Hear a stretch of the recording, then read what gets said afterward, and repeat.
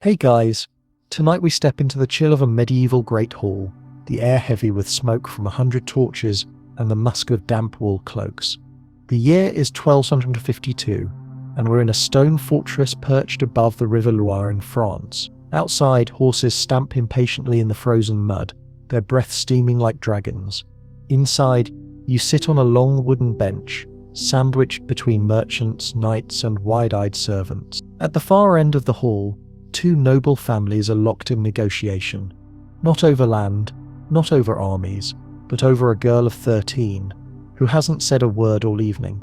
The tables are piled with meat pies, candied nuts, and jugs of wine, but no one is eating. Instead, every eye shifts between the parchment contracts and the pale child staring down at her clasped hands.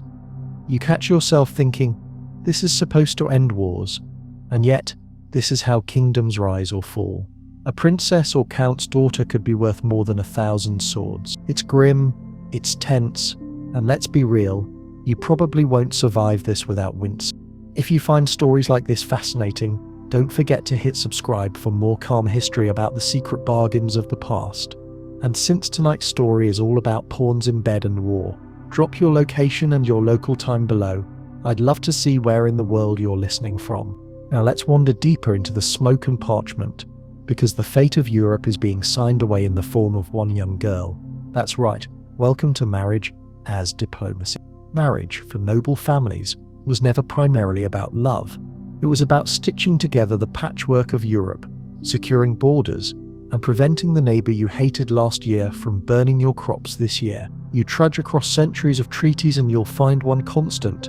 Noble daughters were currency. Their hands in marriage were coins traded in the great purse of politics. A king with 5 daughters? Jackpot. He could secure 5 different alliances, each one binding him to a neighbour or a potential enemy. A duke whose daughter married a rival count suddenly transformed feuding borderlands into a shared family estate. Forget roses and serenades. Marriage was the medieval version of NATO. Picture yourself in Castile, Spain in the 1460s. Civil war brews. To stabilize matters, they arranged the marriage of young Isabella, yes, that Isabella, future queen, to Ferdinand of Aragon. This union doesn't just make a cute royal couple, it literally unites Spain under one crown, changing the trajectory of world history. You can practically hear the globe sigh in anticipation, because from their bedchamber would one day spring the patrons of Columbus. That's how powerful these bed treaties were. But alliances weren't just about kings and queens. Even mid-tier nobles, the ones with 3 crumbling castles and a few hundred serfs, used daughters to strengthen their position. Imagine you're a baron with a restless neighbour who likes to raid your sheep. What's cheaper, fielding knights every season, or marrying off your daughter to his son and watching your sheep graze in peace? Exactly. Politics by wedding cake. Still, it wasn't a simple, here's my daughter, give me peace. Every marriage was wrapped in a web of negotiations.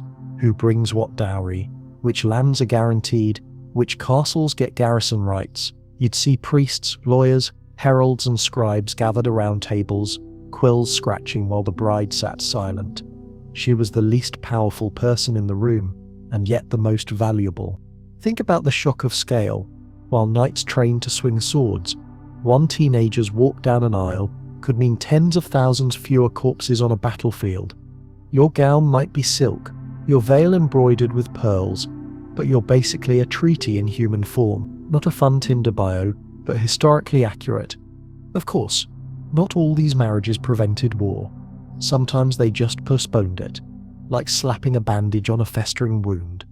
The 100 Years' War, that marathon between England and France, started in part because of tangled dynastic marriages. Edward III of England claimed the French throne through his mother Isabella, a French princess. Suddenly, a marriage meant not peace, but a centuries-long bloodbath. Imagine being blamed for that at family reunions. Yet rulers kept using marriages as their go-to diplomatic Swiss Army knife. Why? Because alternatives were worse. Wars were expensive, famine made people riot, and mercenaries demanded cash. But a marriage? All it cost was a girl's future. Cold math, right? You'd watch ambassadors ride for weeks to deliver betrothal contracts, Picture velvet-lined saddlebags stuffed with letters, seals, and sometimes even portraits of the bride-to-be. Painted flatteringly, of course. Medieval Photoshop was just flattering brushstrokes. When they arrived, negotiations began like tense poker games. Our princess comes with 3 fortresses, a herd of cattle, and the right to collect tolls on the Rhine.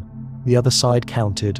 Fine, but then she gets precedence at court banquets. Yes, seating charts could spark fights too. Through all this, the noblewoman herself was expected to embody patience, silence, and obedience. Picture yourself as her, sitting stiffly while old men argue over which castle tower technically belonged to whom. You want to yawn, maybe sneak a piece of candied fruit, but your life's trajectory is being written on parchment with goose quills. Your signature? Optional. Your presence? Required. In some cases, the brides didn't even meet their husbands until the wedding. Proxy marriages happened often. A stand-in groom, maybe a cousin or ambassador, would go through the ceremony, and later the real husband would show up to claim his bride. Awkward doesn't begin to cover it. Imagine being kissed by some random diplomat on behalf of your absent husband. Talk about customer service gone weird. And if you're wondering, yes, some girls resisted. Chronicles tell of noble daughters fleeing to convents, faking illnesses, or even cutting off their hair to look less marriageable. But resistance rarely worked. Families, especially powerful dynasties, saw disobedience as sabotage. The daughter refusing her marriage might mean a war flares again, undoing months of negotiation. The weight of kingdoms crushed personal choice. Still, from the perspective of their families, noble women were heroes, not victims. By agreeing or being forced to marry, they saved entire territories. Mothers praised them for their sacrifice. Chroniclers wrote of them as peacebringers. You can almost hear the pep talks. Go forth, marry this stranger, and save thousands of lives. No pressure. At the same time, there were perks: luxurious gowns, jewels, exotic travel, palaces in distant lands. Some brides wielded soft power at foreign courts, whispering in their new husband's ear, nudging him toward peace with their homeland. In rare cases, like Eleanor of Aquitaine, they became powerhouses in their own right, turning marital pawnship into political queenship. But those were exceptions. For most, the bed remained the battlefield. The irony. While noble daughters were traded like currency, noble sons usually got swords, lands, or offices. Sons fought wars. Daughters were wars. That's the grim symmetry. You can hear it in the creak of the marriage cart wheels, the shuffling of monks who draft contracts, the laughter of fathers counting new estates like poker chips. And so, as you picture the smoke of that Loire castle curling up to the rafters, you realize that every marriage contract inked that night was more than ink and wax. It was a gamble with the fates of nations. For a moment, all Europe hung on the trembling hands of a 13-year-old girl. The torchlight flickers, and with it you see why marriages were never just marriages. They were contracts dripping with ink and gold. If Section 1 was about daughters as treaties, then here you feel the weight of what those treaties cost. Dowries, land deeds, jewels, whole towns signed away with a flourish of quills. A marriage without a dowry. That was like trying to fight a war without soldiers. You didn't just give away your daughter, you equipped her with enough wealth to make her welcome, or at least tolerable, in a rival's hall. A dowry could be anything really. Bags of silver coin, acres of vineyards, a castle perched on a windy cliff, or even the right to collect tolls on a bridge. Imagine marrying into a family and being told, by the way, your wife comes with 3 villages, 200 sheep, and exclusive fishing rights on the Danube. That wasn't a quirky wedding gift. That was the heart of medieval geopolitics. You shuffle closer to the table where scribes dip their pens. On the parchment they are writing, in dense Latin clauses, every clause of this transaction: the bride shall bring as dowry 2,000 marks of silver and the estates of Villeneuve and Belleroche, which estates shall revert to the bride should she be widowed. Every word locks the families tighter together, like iron chains disguised as ribbons. The size of a dowry reflected the family's ambition. A minor baron might scrape together a chest of coins and a couple of hayfields. A king, though, could offer entire provinces. Think of Catherine of Aragon, who carried with her a staggering dowry from Spain when she married into England. The irony, that same dowry became a bargaining chip when Henry VIII later tried to ditch her. Money stuck like glue, even when love or tolerance evaporated. Dowries were also insurance policies. If you, as a noble daughter, found yourself widowed at 20, you had a claim to your dowry lands again. It was supposed to protect you from starvation. But in practice, families clawed those lands back, or husbands' kin fought to keep them. Courts and popes often had to intervene, which meant years of tedious litigation. Imagine losing your husband and then spending a decade begging monks in Rome to let you keep your vineyard. Romantic, isn't it? Yet in the moment of negotiation, dowries glittered with possibility. Families boasted of the treasures they'd attached to a bride. The whispers around the hall weren't about her looks, her manners, or her education. It was about how many sacks of coin she was worth. One chronicler described a noble wedding as the uniting of lands rather than of hearts. And you can practically see why. When a father handed over his daughter, he also handed over the keys to castles. Sometimes the sums were absurd. Venetian merchants marrying into noble families flung about thousands of ducats. Florentine bankers sealed marriages with contracts the size of novels. You picture the bride, veiled and silent, walking toward an altar while her dowry, itemized like an IKEA receipt, clanked in carts outside the church. And here's the kicker. Dowries didn't always stay safe. Wars, theft, inflation, yes, even medieval economies had price bubbles, could shrink them overnight. Whole families went bankrupt, trying to provide a dowry large enough to impress. One daughter could drain generations of wealth, and yet refusing to pay doomed her chances of a worthy marriage. To soften the blow, some families promised future dowries.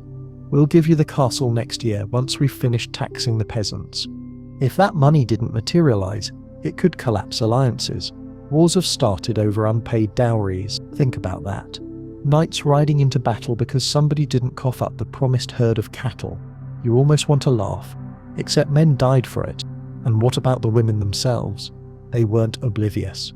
A bride knew her dowry was the only reason she stood before that altar. Letters survive of noble women begging their brothers to protect their dowry lands, or pleading with fathers not to shrink the sum lest they be treated poorly by their husbands. Because yes, a stingy dowry meant a stingy welcome. In-laws might sneer, servants might gossip, and the husband might look at you as damaged goods. Even in the grandeur of royal marriages, dowries determined how much clout a queen had. A rich dowry meant she arrived with prestige and bargaining power. A weak one meant she risked being sidelined, ignored, or even replaced. It was like turning up at a poker table with a pile of chips versus a single coin. You played differently depending on your stack. One amusing, if slightly tragic detail: some dowries included clothing. That meant gowns, veils, slippers, and embroidered shifts all listed out like livestock. So if you ever feel objectified in modern life, just remember medieval brides whose outfits were literally catalogued as part of their value. Talk about fashion pressure. But dowries weren't just one way. Sometimes husbands paid bride prices, a kind of counterweight, especially in cultures like Byzantium or among certain German nobles. Those payments too became points of pride and contention. Who paid more, whose jewels sparkled brighter, whose coffers rang louder. All of it fed into endless aristocratic gossip. Of course, corruption thrived. Brokers and matchmakers skimmed off shares, officials inflated sums, and more than a few fathers pledged wealth they didn't actually have. You can imagine the scandal when the groom's family realized half the promised vineyards were already mortgaged. Cue lawsuits, duels, and sometimes annulments. Yet, at the end of the day, dowries kept grinding the wheels of noble society. They turned private marriages into public political acts. Every estate handed over shifted maps, redrew borders, and reset balances of power. When you hear of a duchy absorbed peacefully, chances are a girl's dowry paved the way. You walk away from the torchlit table, parchment rustling in your ears. The men argue still, tallying marks of silver against promises of peace. And the bride? She sits quiet, her dowry already heavier than her veil. Her marriage isn't hers, it belongs to estates and armies. Dowries, more than swords, made the bed a battlefield. The fire crackles low in the hearth, and you glance at the small figure seated on the edge of the dais. She cannot be more than 10, her legs barely reaching the ground, her embroidered shoes dangling above the rushes on the floor. Yet the men around her speak of her as though she were a kingdom in miniature, a fortress wrapped in silk. This is the unsettling reality of medieval politics. Noble girls were betrothed as children, sometimes barely past infancy, because their very youth made them pliable. A 6-year-old bride might seal an alliance that would outlast entire wars. Childhood was no shield, it was a contract waiting to be signed. The logic was cruel, but practical. Childhood meant malleability. A young bride could be raised in her future husband's court, molded to their customs, taught their language, and trained to see her husband's family as her own. Imagine being shipped off at 7 to a foreign land where even the bread tastes strange, and your playmates are suddenly your in-laws. Your dolls are traded for lessons in court etiquette. You don't just lose your childhood, you trade it for a crown you may never want to wear. One of the most famous examples was Margaret Beaufort, mother of Henry II of England. Married at 12, pregnant soon after, she gave birth at 13. The birth nearly killed her and left her unable to have more children. Yet without that perilous teenage union, the Tudor dynasty might never have risen. Her story shows how child marriage was less about individuals and more about dynastic stakes. A womb became a political gamble, and it wasn't just England. Across Europe, royal and noble families regularly arranged child betrothals. The Byzantine Empire used them as tools to tie Western and Eastern powers. In France, infant daughters were promised to heirs of dukes. Sometimes the brides were so young they were carried into the ceremony, swaddled and sleepy. The men toasted to future peace, while the little girl's only concern was probably when she'd next get honey cakes. Betrothals could happen before a girl even spoke full sentences. A contract might state that once she reached puberty, the marriage would be consummated. Until then, she might remain with her parents or be raised in her husband's household. This system sounds absurd today, but it was considered prudent politics. Why wait for a daughter to grow up when she could already be locked into a strategic match? But these early unions carried risks. What if the child bride died before marriage? What if political winds shifted and her betrothed family became enemies? Breaking a betrothal wasn't impossible, but it brought scandal and sometimes war. Think of it like signing a treaty in crayon. It looked childish, but the ink was indelible. Meanwhile, the girls themselves grew up in odd limbo. Imagine being 10 and addressed as my lady, the Duchess. You play with your spaniel puppy in the courtyard, but everyone reminds you of your solemn future. The seamstresses fuss over your gowns not because you'll wear them to play, but because one day they'll be judged at foreign feasts.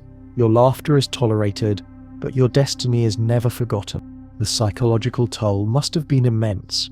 Chroniclers hint at girls who burst into tears at their betrothal feasts or fainted during ceremonies. Families hushed such displays. Obedience was prized above all. A child's voice carried little weight against the roaring needs of states. Even mothers, who might sympathize, encouraged silence. After all, they too had once been small pawns on the same board. Occasionally, the child bride turned the tables. Take Isabella of Valois, married at 6 to Richard II of England, who was 30. Their marriage was not consummated immediately, but Isabella grew up treated as queen. When Richard was deposed, she resisted remarrying as if she were a prize horse. For a time, her stubbornness disrupted plans. Small victories, but victories nonetheless. It's easy to imagine the pageantry surrounding these child marriages. Trumpets, velvet banners, gold chalices, raised in cheer. All for a couple who couldn't yet converse without a tutor's help. Guests gossiped about the dowry, the treaty, the potential heirs, the bride herself, probably distracted by the peacock pie on the banquet table. The clergy played their part too. Priests sanctioned these betrothals, declaring them holy unions, even when one spouse still wore her hair in childish braids. Some theologians justified the practice by pointing out that Mary, mother of Jesus, was likely a teenager when she bore her son. If the Holy Mother had been young, why shouldn't noble girls marry young? That argument, repeated often, silenced many critics. And critics did exist. Some moralists warned that marrying off children too early endangered their health and souls, but those voices were drowned out by the thunder of politics. For every sermon preached against it, there were 10 contracts signed in candlelit halls, daughters exchanged like parchment gifts. In practice, consummation often waited until puberty, but puberty was defined flexibly. 12 was a common marker. So picture this. A girl celebrated her 12th birthday with sweetmeats and music, and within months she was in her husband's bed, tasked with producing heirs. No wonder so many young brides died in childbirth. Their bodies were simply too frail for what politics demanded, and yet dynasties depended on this system. Child brides meant dynastic webs stretched across Europe like an intricate tapestry. Each tiny stitch was a girl's life redirected. From the outside, it looked seamless. From the inside, it was threads fraying under strain. The irony is that these unions, meant to prevent conflict, often sparked it. Rival families might object to an engagement, papal dispensations might be contested, and brides' fates could be claimed by multiple suitors. Wars began not over fields or gold, but over who got custody of a 9-year-old princess. So when you see that little girl sitting solemnly on the dais, know this: she is not just a child. She is an alliance, a bargaining chip, a tether between lands. Her childhood games have been bought out by treaties, her laughter taxed into silence, her wedding feast may glitter with jewels, but it is built on the barter of her years. And in that moment, you realize, in medieval politics, even childhood was negotiable. You push open the heavy oak door of a royal chamber, and the first thing that hits you isn't romance, it's the chill calculation hanging in the air. The royal bedchamber, with its carved canopy and silk hangings, is not merely a private space for affection, it's the battlefield where dynasties rise and fall. Every candle lit here, every sheet drawn back, is watched with the weight of a kingdom pressing down. This is where heirs must be conceived, where alliances are sealed in flesh, and where failures become political crises. The royal bedroom is never just a bedroom, it's a throne room in disguise. The logic is brutal but simple. A king may sign treaties, lead armies, and hold councils, but if his queen does not bear children, sons, preferably, the whole edifice teeters. You can almost hear the courtiers whispering outside the chamber door. Has she conceived yet? Did the bed do its duty? Marital intimacy is treated less as affection and more as national service. You thought pressure at work was bad? Try being told that your nightly embrace decides the fate of half of Europe. Producing heirs meant stability. Without them, succession crises erupted. Look at England's Wars of the Roses, dynasties tearing each other apart because bloodlines were contested. Noblewomen, in this sense, carried the literal continuity of the state inside their bodies. Their fertility was not private, but public property, a matter of international concern. If a queen failed to produce, rumors spread, factions plotted, and entire alliances crumbled. The paranoia could be suffocating. Queens were surrounded by attendants even in the bedroom, maids, midwives, and sometimes officials who ensured the marriage was consummated. Yes, consummation was occasionally witnessed, or at least verified, to confirm that the alliance was valid. Imagine your first night of marriage being treated like a courtroom proceeding. Romance? Try legal deposition with candles. When conception happened, the stakes grew higher. Pregnant queens were guarded like fortresses. Their diets, movements, even their prayers were supervised. Because if she lost the child, it wasn't just personal grief, it was political disaster. Foreign allies might reconsider treaties, rivals might sharpen claims, and whispers of divine punishment filled the air. You picture a queen walking carefully across a tiled floor while courtiers murmur, as if every step carried a kingdom's weight. And childbirth itself, terrifying, bloody and dangerous, was not just a private ordeal, it was a public event. Courtiers crowded outside the chamber, waiting for news. Bells rang. If a boy was born, groans, silence, or the dreaded news of stillbirth could send shockwaves through courts. Women in labour became vessels of destiny, and their pain was national theatre. Failure in the bedroom often translated into political downfall. Henry VIII of England is the poster child for this. His desperation for a male heir led to annulments, executions, and eventually a whole new church. But even less famous rulers faced similar pressures. A barren queen could be discarded, humiliated, or confined to a convent. She might be blamed for infertility, even when the issue lay with her husband. Science wasn't exactly on her side. If there was no child, everyone assumed it was the woman's fault. On the flip side, a queen who delivered heirs gained enormous prestige. Think of Eleanor of Provence, wife of Henry III of England, who bore multiple children and wielded influence as the mother of a future king. Each son she produced was like an extra fortress erected around her throne. Daughters, too, had value as marriage pawns, but sons were the golden currency. A queen who filled the nursery filled her coffers with power. The bedroom also doubled as a space of intrigue. Mistresses, spies, and ambitious courtiers hovered around royal beds like moths to flame. Lovers could influence kings, pillow talk could redirect policies, and a misplaced letter found under a pillow might spark scandal. In many courts, the intimacy of the bed was the most direct access to royal ears. If you couldn't sway the king in council, you might try through the queen or the mistress at night. Even in success, the queen's role was exhausting. Once she bore children, her job wasn't finished. She had to bear more, securing against infant mortality. You walk into her chamber and see her pale, thin, exhausted, yet already being nudged back toward the bed by priests and advisors, reminding her of her duty. The cycle of pregnancy, childbirth, and recovery became a wheel she could not escape. Each turn was celebrated not for her but for the realm. Of course, not all royal bedrooms ran smoothly. Some kings avoided their queens, preferring mistresses. Others were rumoured impotent, spawning jokes, songs, and political plots. A cold bed could be as dangerous as an empty throne. When a king didn't or couldn't fulfill his marital role, advisors scrambled for solutions, medical remedies, prayers, even accusations against the queen. The royal bedroom became a courtroom of blame, and when intimacy soured, the consequences were explosive. Queens accused of adultery risked execution. Kings accused of impotence risked mockery and rebellion.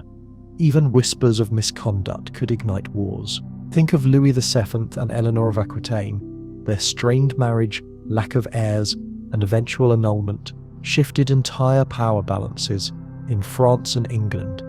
One bedroom's failure became two nations' war. For all this tension, there was a bizarre kind of ceremony to royal intimacy. Weddings included elaborate bedding rituals, where the newlyweds were escorted to their chamber by laughing courtiers, often with bawdy jokes and pranks, curtains drawn, candles snuffed. The crowd departed, yet the echo of their laughter lingered. What was supposed to be private was turned into performance. The couple's embrace staged as the final act of the feast. Some queens managed to flip this battlefield to their advantage. Clever women learned to use the urgency of heirs as leverage. "Grant me this estate," they might hint, "and I will pray for sons with greater fervour." Behind the silks and shadows, negotiations unfolded as quietly as any treaty at a council table. The royal bed was not only a place of vulnerability, it was also sometimes a throne in disguise. But the reality for most was harsh. The queen's body was not hers. It was dynastic property. Her nights were scheduled, her pregnancies charted, her failures recorded. You can almost see the tally marks in some courtier's journal. One son, two daughters, one miscarriage, one stillbirth. Cold arithmetic for warm flesh. And yet, without these pressured unions, dynasties would have collapsed even faster.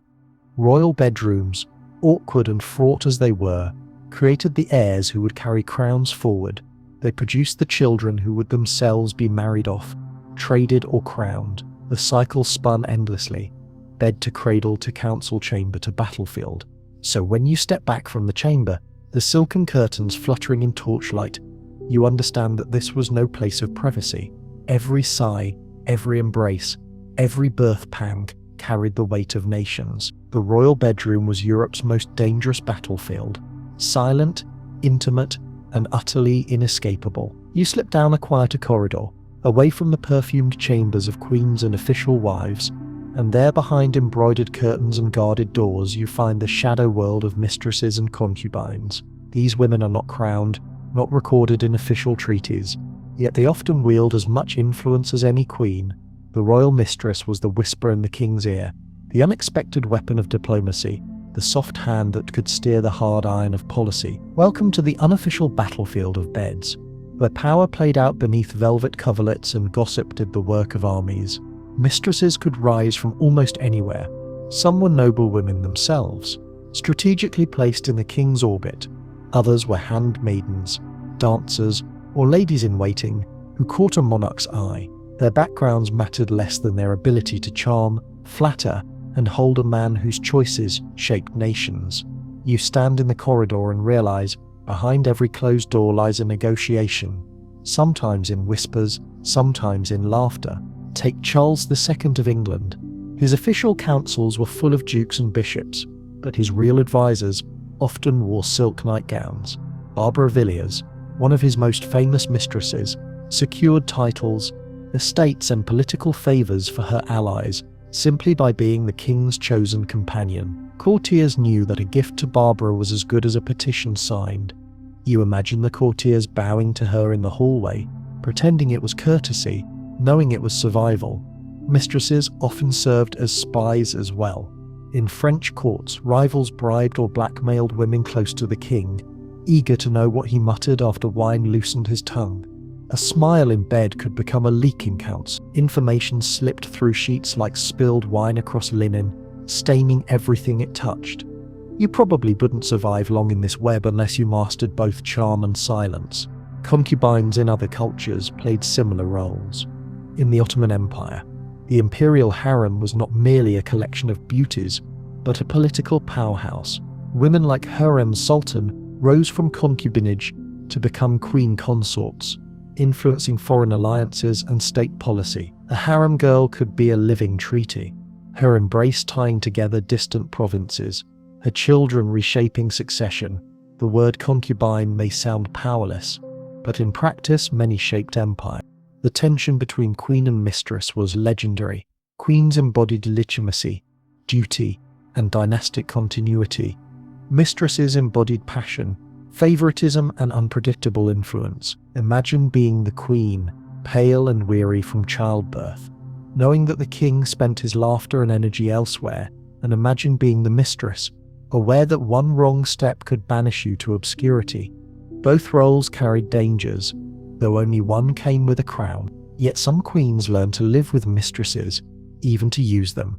Catherine de Medici of France reportedly tolerated her husband Henry II's devotion to Diane de Poitiers, because Diane supported her own political agenda, better a predictable rival than an unknown enemy. You picture these two women, queen and mistress, sharing a banquet table, both smiling with daggers hidden behind their eyes.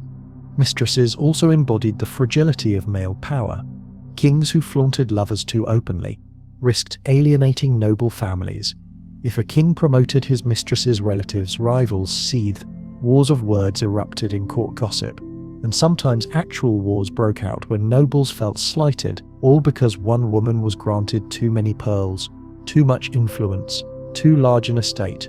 The bedroom had its borders too, and trespassing on noble pride often ended violently. For the mistresses themselves, life was precarious. One day, you are showered with jewels. The next you are dismissed with nothing. Some retired into convents, others lived in comfort if they managed to secure pensions or titles. The shrewdest worked tirelessly to have children by the king, because royal bastards often received lands and legitimacy. To be mother of the king's child was to carve a permanent place in history. And what of the women's feelings? Chronicles sometimes reveal genuine affection. Kings laughed with their mistresses in ways they never did with their queens. There were moments of tenderness, poetry written, portraits painted, but even here, politics loomed. Was that affection real, or was it calculated? You may never know. What you do know is that mistresses, willing or reluctant, became pieces on the board, just as queens were. The church condemned these relationships, of course. Priests railed against adultery, warning kings of damnation. Yet many clergy quietly accepted it when the king's generosity flowed to abbeys and cathedrals. Hypocrisy is not a modern invention. You picture a bishop wagging his finger at a sermon, then pocketing gold from the very mistress he condemned. Sometimes, mistresses shaped wars directly. During the 100 Years' War, rumours spread of French mistresses leaking secrets to English agents. Whether true or not, the perception alone was dangerous. Kings were reminded that intimacy could be a liability, and yet none gave it up. Power may be armoured in steel, but it often melts in silk. There is a strange equality here. Queens bore heirs under the gaze of nations. Mistresses bore secrets under the cover of night. Both were pawns, yet both could nudge the board. The difference was visibility. Queens signed treaties in daylight. Mistresses signed influence with kisses in the dark. And sometimes, mistresses gained immortality where queens were forgotten. Think of Madame de Pompadour, mistress to Louis XV.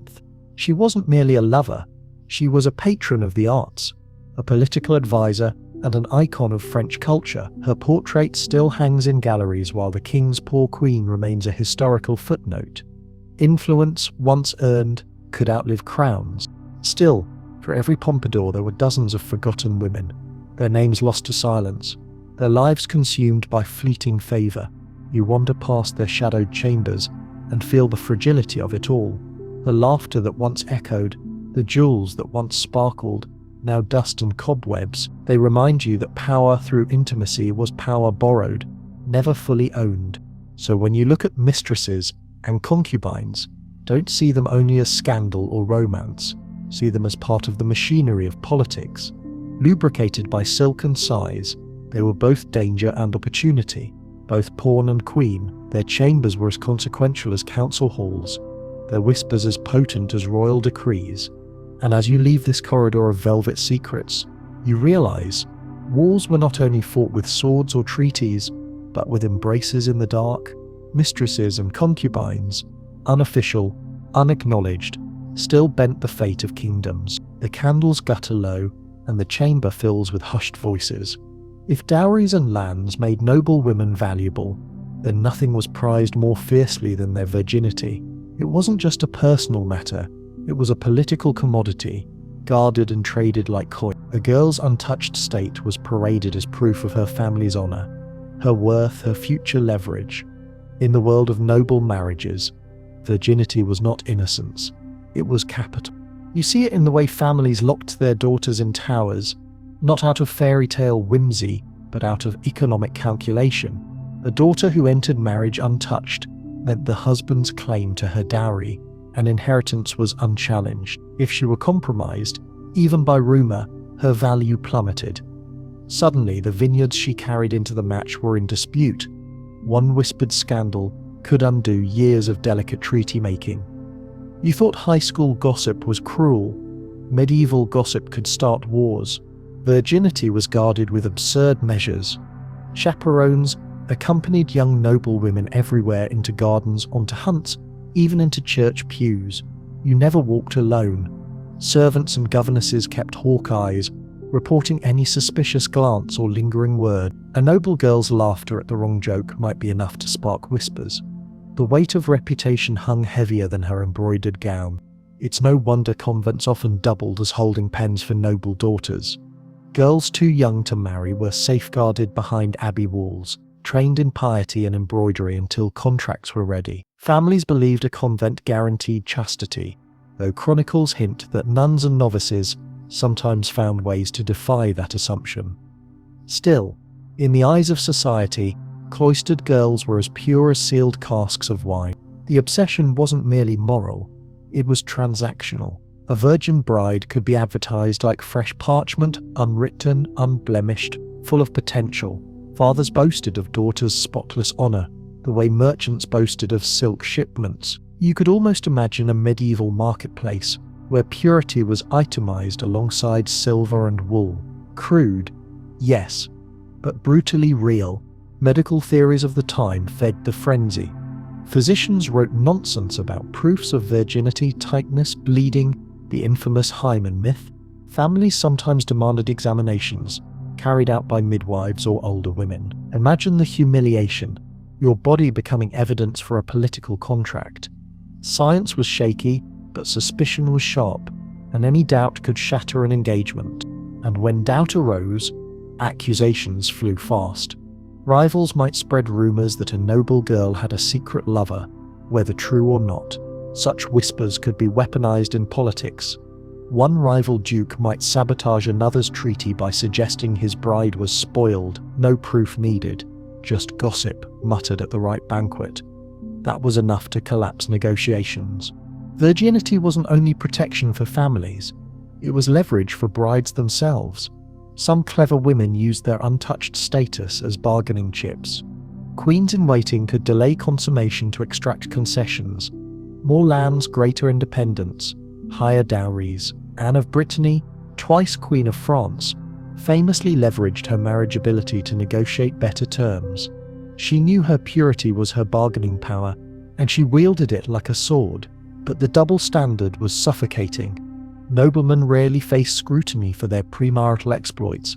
Sons could sow oats, flaunt mistresses, even father bastards. Daughters, one hint of impropriety and the whole dynasty suffered. Virginity was not simply about morality, it was about control. Guarding a girl's body meant guarding the family's fortunes. You picture a wedding night in a drafty stone chamber. The bride, nervous and trembling, knows that her bloodied sheet will be inspected the next morning as proof of consummation. In some courts, those sheets were displayed publicly, a grotesque celebration of purity lost properly. Failure to show proof risked annulment, disgrace, or even accusations of deceit. The personal became horrifyingly public. And yet, beneath the ritual, human reality persisted. Not every bride bled. Not every groom cared. Some couples quietly ignored the spectacle. Others staged proof with chicken blood or staged sheets. You can almost hear the nervous laughter of bridesmaids arranging the cover-up, whispering, "Better safe than sorry." For widows, the obsession took another shape. A woman remarrying was valuable, but not priceless. Her virginity was gone, and with it, some bargaining weight. Yet widows carried experience and estates, so families still traded them, just with less leverage. Virginity was the platinum currency. Widowhood was silver at best. The pressure shaped behavior long before marriage. Girls were warned endlessly. No lingering glances, no secret walks, no music lessons without chaperones. Virginity wasn't just a state, it was a discipline, drilled daily like swordsmanship in boys. You grew up learning that your most valuable asset was something you couldn't even see, yet everyone claimed to guard. Even queens, already married, sometimes had their virginity weaponized retroactively. If a marriage needed annulment, lawyers argued she had never been truly consummated. Virginity became a legal loophole, resurrected or denied as convenient. Catherine of Aragon, for instance, insisted she had remained a virgin in her first brief marriage to Henry's brother, a claim Henry VIII later contested when he sought annulment. The stakes of that argument, nothing less than England's break with Rome. It is grimly ironic that something so intimate could be so public, so political, so endlessly argued over by men in robes. Virginity was never about the girl, it was about property lines, thrones, and treaties. She carried it like invisible luggage, heavier than any dowry chest. So when you watch that pale young bride walking down the aisle, veil trembling, remember that half the kingdom is watching not her smile, but her chastity. Her body has become a contract, her purity a price. She is not just a bride, she is a ledger entry. Her virginity tallied alongside castles and coin. And in that moment, you understand, for noble families, virginity was less about virtue and more about leverage. It was the bargaining chip slipped onto the gaming table of medieval politics, the most fragile and yet most valuable currency of all. You hear the bells of the abbey toll across the valley, their echoes rolling like iron waves through the mist. At first it sounds peaceful, but then you realize what those bells mean. Another noble daughter has been locked away, not for her sins but for her family's strategy. If virginity was a bargaining chip, then sometimes the safest way to guard it was to give the girl to God, whether she wanted to or not. Convents became political vaults, holding daughters like coins sealed in a treasury. Families used forced vows to prevent dangerous marriages. Suppose a nobleman had no sons and only daughters. Marrying them off meant splitting his estate into pieces through dowries and inheritances. The solution? Send one or two girls to the convent, where vows of chastity would strip them of inheritance rights. Estates remained whole. Brothers kept their castles and fathers rested easy knowing land would not leak into rival hands. You, standing in the shadow of the cloister walls, can feel the cold calculation behind the prayers. Picture a girl of 15, led to the altar, dressed in white, candles burning as if it were her wedding day. But instead of a groom, she receives a veil and a ring symbolizing her marriage to Christ. The chants echo, the incense thickens, and the doors of the cloister close behind her forever. Her parents smile in pride, her brothers in relief, while she hides trembling hands beneath her sleeves. Her vows are not a calling, they are a contract. This practice was common enough that some convents became aristocratic warehouses. Abbesses kept meticulous records of who entered and what lands accompanied them. Because yes, even the act of giving a daughter to God often came with gifts of estates, vineyards, or annual rents. The family preserved its honor and holdings, and the convent gained wealth. God may have been the bridegroom, but Mammon always had a seat at the wedding feast. And yet, life in a convent was not necessarily bleak. Noblewomen often found education there, learning to read, write, illuminate manuscripts, and even manage finances. Some abbesses became powerful landowners in their own right, controlling vast tracts of farmland and hundreds of peasants. To a clever girl, forced vows could be reshaped into authority. The irony? By stripping her of worldly marriage, her family might inadvertently hand her a different kind of power. Still, not every girl adapted. Some wept through ceremonies, begging to be released. Chronicles mention women trying to flee convents, climbing walls in the night, only to be dragged back by brothers or guards. Refusing the veil was seen as disobedience not just to family but to God. Imagine the weight of that accusation. You weren't only a rebellious daughter, you were a sinner defying heaven. No wonder most submitted in silence. The church enabled these arrangements readily. Bishops approved family petitions, abbots received dowry gifts, and the machinery of forced vocation kept turning. The rhetoric was spiritual, a bride of Christ, a soul saved from temptation, but everyone knew the politics beneath. The girl became invisible to dynastic struggles, her body preserved, her inheritance neutralized. Families called it sacrifice. You might call it entrapment. Sometimes, entire waves of noble girls were funneled into convents after wars. Victorious kings ordered rival families to cloister daughters, ensuring no marriages could revive claims. It was a neat solution. Silence the line by silencing the womb. Cloister walls did what armies could not. You hear those bells again and realize they aren't ringing for holiness, but for political victory. Even queens and princesses could be forced into religious life. After annulments or failed alliances, women were sometimes retired into convents. Eleanor of Aquitaine nearly faced this fate when her marriage to Louis VII collapsed. Others were less lucky. Wives put aside by kings might end their days praying behind iron grills. Cut off from the world, they hadn't chosen God. God had been chosen for them. Yet convents were also places of subtle rebellion. Some noble nuns wrote poetry lamenting their fate, cloaking complaints in hymns. Others wielded their abbeys as quasi-principalities, building alliances with local lords. Within those walls, forced vows could evolve into new networks of influence. The pawns sometimes learned to move diagonally.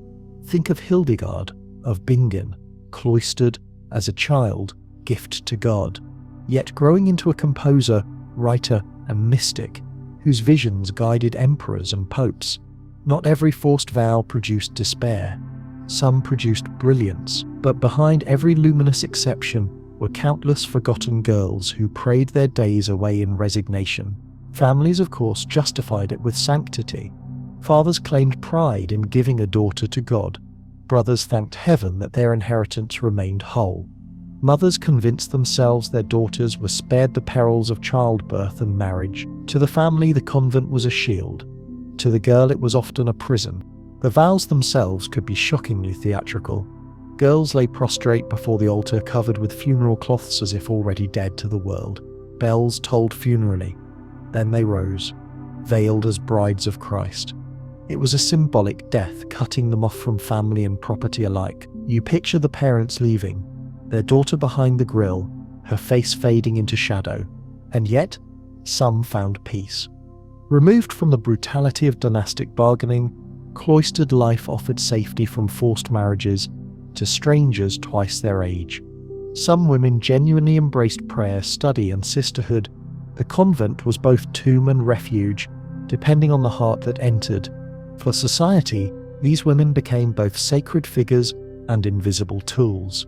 They sang at masses, prayed for the dead, copied manuscripts, and simultaneously ensured that estates remained intact and rivalries suppressed.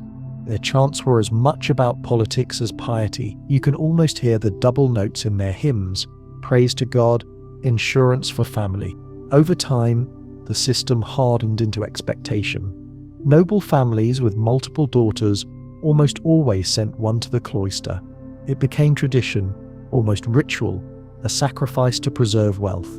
And tradition, once hardened, disguised its cruelty. It was no longer strategy. It was simply the way things are. You leave the abbey, bells still tolling behind you, and you realize how thoroughly dynastic politics had colonized even religion. Virginity was not only guarded in towers, it was sealed in cloisters, locked away with vows none of these girls had chosen. The convent became a chessboard square too, and the pawns who landed there rarely escaped. So when you next imagine medieval piety, picture not just serene monks chanting psalms, but young noble women pressed into God's service for reasons that had little to do with faith. Their vows were not prayers, they were strategies. Their veils were not merely symbols of holiness, they were bonds of politics woven in linen. And in that quiet, with incense curling like smoke from an extinguished fire, you understand, the cloister was never free from war. It was simply another battlefield, its soldiers silent, its victories hidden, its pawns forever veiled. You find yourself once again in the echoing hall of a cathedral, but this time, the banners are not for a wedding, they're for an undoing. Marriage, you quickly realize, was never final in the medieval world. If alliances shifted, if heirs failed to appear, if politics demanded fresh partners, marriages could be annulled, dissolved, or swapped like pieces on a game board. What seemed eternal before the altar could be gone with a papal seal and a few muttered prayers. The vows, sacred as they were supposed to be, bent easily when power tugged hard enough. Annulments often masqueraded as religious concerns. A nobleman would claim he and his wife were too closely related, that they had entered marriage without proper consent, or that consummation had not taken place. But behind these pious excuses lay blunt politics. One side had found a better match, or the alliance had soured. You picture lawyers in long robes paging through genealogies, searching for a distant cousin shared 5 generations back just to justify splitting a royal bed. One of the most notorious annulments was that of Louis VII of France and Eleanor of Aquitaine. Officially, the marriage was dissolved for consanguinity. They were too closely related. Unofficially, the match had soured after years without a son. Within weeks, Eleanor remarried Henry, Duke of Normandy, soon to be King of England. That annulment redrew the map of Europe overnight, transferring Aquitaine from France to England. One queen's swapped vows ignited centuries of conflict. The 100 Years' War had its seed here, in the unmaking of a marriage. The church profited handsomely from these dissolutions. Popes and bishops demanded fees for dispensations, investigations, and verdicts. You can almost see their quills scratching, the ink smelling faintly of hypocrisy. The holiest men of Christendom reduced to marriage brokers, weighing coins as heavily as consciences. It wasn't cynicism, it was business, and annulments were a lucrative trade. And swaps, yes. Sometimes marriages weren't just undone, but directly exchanged. Dynasties treated sons and daughters like cattle at market. One match failed, so another was arranged, often in dizzying succession. A girl betrothed to one prince might suddenly find herself handed to his cousin. A widow might be married off to her dead husband's brother. Imagine your in-laws not only attending your wedding, but starring in the sequel. Widowed queens were especially subject to swaps. A woman of royal blood, once released from one marriage, became a glittering prize for another. Margaret of Anjou, married to Henry II of England, became a political football after his downfall. Her alliances, annulled and recast, swung fortunes of entire factions. To be a widow of royal stock was to be courted less for affection and more for territory. Sometimes annulments were demanded, not by kings but by powerful nobles. A count might discard a barren wife to secure another with richer lands. A duke might annul to please a new ally. Wives in these scenarios were seldom asked their opinion. You imagine being led from one hall to another, still wearing the same wedding ring, yet told the bond was broken. One day a duchess, the next a discarded pawn, and the following week someone else's beloved. Of course, annulments didn't always succeed. Women sometimes resisted fiercely, appealing to the Pope themselves. Catherine of Aragon fought for years to contest Henry VIII's attempt to annul their marriage. She sat in court, dignified and unyielding, insisting she was a true wife and queen. Her refusal forced Henry to break with Rome, reshaping England forever. Sometimes the pawn refused to move, but in most cases, resistance crumbled.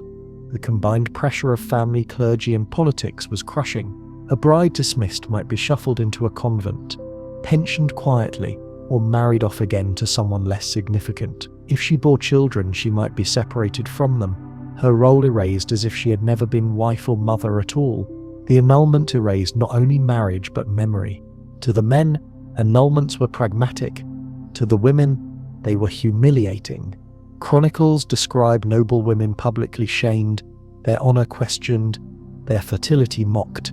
A woman blamed for barrenness might watch her replacement crowned the same week she was sent away. The cruelty was staggering, yet dressed in legal Latin that made it seem dignified. In some cases, annulments were less about rejection than strategy. Marriages that tied together too much land might be undone to prevent dangerous concentrations of power. Papal lawyers sometimes justified dissolutions to preserve balance. Really, it preserved papal leverage. By making and unmaking unions, Rome kept dynasties dependent on its blessing. There were absurdities too. Some annulments rested on technicalities so thin they seem comedic now. A marriage might be voided because the couple had once shared a godparent, others because of rumors, never proven that the bride had once been betrothed to someone else. You can almost picture nobles poring over family trees, desperately tracing cousins to the 5th degree, hoping to find a loophole that would free them, and through it all, the women were pawns. Their lives rearranged like counters on a board, their vows treated as temporary ink. Even when annulments freed them from miserable unions, it was rarely their choice. Freedom was incidental, not intentional. The system cared little for their happiness, only for alliances, heirs and estates. So when you hear the cathedral bells ringing, when you see the parchment unrolled declaring a marriage void, remember this: every annulment was a political earthquake. Behind the Latin phrases lay tears, humiliation, and dynasties trembling. The vows spoken in joy could be erased in sorrow, and the pawn could be lifted, replaced or discarded at will. And as you step back from the solemn hall, you realize, in the medieval world, marriage was not sacred permanence. It was a contract written in sand, washed away whenever the tides of power demanded new shapes. Annulments and swaps were not exceptions, they were the rule. The battlefield still smoulders. You step carefully between broken lances and discarded shields. The earth churned with hoofprints and blood. Smoke rises from villages beyond, and through the haze you see a procession. Noble women, veiled and pale, escorted by armored men. They are not leaving for weddings arranged in candlelit halls. They are leaving because their fathers lost, captive brides. This was the cruel sequel to conquest. When armies won, women of noble blood were part of the spoils, married off to bind new lands into the victor's grip. You can almost feel the tension. The defeated lords sit in chains, their daughters paraded before victors who see not frightened girls but leverage. A captive bride could neutralize rebellion, marry her to the conqueror's son, and suddenly yesterday's enemies were in-laws. The strategy was as old as warfare itself, used by Romans, Franks, Normans and Mongols alike. War redrew maps, but marriage cemented the ink. Think of William the Conqueror after 1066. Norman knights were granted English lands, and with them often came the daughters of defeated Anglo-Saxon lords. Marrying them off secured legitimacy. What better way to silence claims than to wed the claimant's heiress into your own line? You picture a proud Saxon maiden forced into a Norman hall, her surname erased by vows spoken under duress. The conquest didn't end on the battlefield. It moved into the bridal chamber. In Spain during the Reconquista, this pattern repeated endlessly. Muslim noblewomen taken after sieges were married into Christian families, while Christian women captured in raids might end in Muslim households. Each bride became a trophy and a hostage rolled into one. Their wombs promised heirs who blurred cultural lines, knitting conquered territories into fragile unity. You can almost hear the mingling of Arabic and Castilian lullabies in the nurseries of Granada and Toledo. But for the women, captivity was terror. Chroniclers describe them being led in chains, stripped of dowries, separated from families. A marriage under such circumstances was no union, but a sentence. Their consent was irrelevant. Their worth lay in lineage. If their bloodline was noble, their captivity became a resource. If it wasn't, they were often forgotten in the annals of war. Some captive brides resisted in subtle ways. They smuggled letters to surviving relatives, maintained secret rites, or raised their children to remember their mother's people. Queens of conquered lands sometimes became quiet symbols of defiance. Their mere presence a reminder that conquest was not total. Imagine a banquet where a captive bride sits beside her new husband, smiling dutifully, while her eyes speak volumes of silent refusal. Yet rulers celebrated these unions as triumphs. Chronicles boasted not only of battles won, but of noble brides taken. Marrying a captive princess proved that the conqueror had absorbed not just territory, but legitimacy. In medieval logic, if you could claim the bride, you could claim the land. You wonder whether wedding rings weighed heavier when forged from defeat. The Mongols, too, practiced this ruthlessly.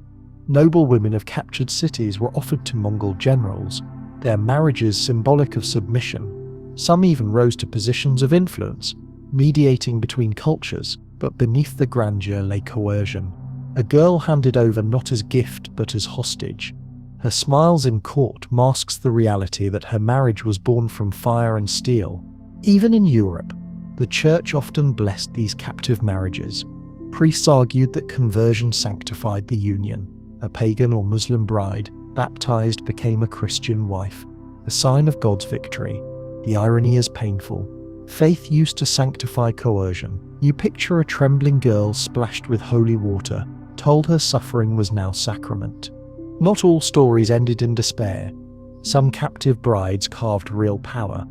Consider Joan of Navarre, initially a pawn in Breton politics, later Queen of England. Her origins as a political bride didn't erase the authority she later claimed, but for every Joan, there were countless nameless women, their lives swallowed by silence, remembered only as footnotes in men's wars. The symbolism was powerful. To parade a captive bride at court was to parade conquest itself. Her presence reminded nobles of their defeat. Her children embodied new rule. The conqueror didn't just wear a crown, he wore her as proof of dominion. You almost shiver at the thought. A bride transformed into a living treaty scarred by war. Families of these women grieved deeply. Letters survive of fathers begging for daughters' release, of brothers offering ransom. Sometimes ransoms succeeded, returning women home. More often, the conqueror refused. A ransom could buy gold, but a captive bride bought obedience. To let her go was to loosen one's grip on conquered soil. And what of love? Did any captive bride ever grow to love her captor? Chronicles hint at rare cases, romances blossoming despite coercion. Perhaps survival bred attachment, or perhaps chroniclers simply preferred to tell stories of reconciliation rather than cruelty. The truth is tangled. Human hearts are unpredictable, even under duress. But one thing is clear. Love was never the goal of these marriages. Strategy was.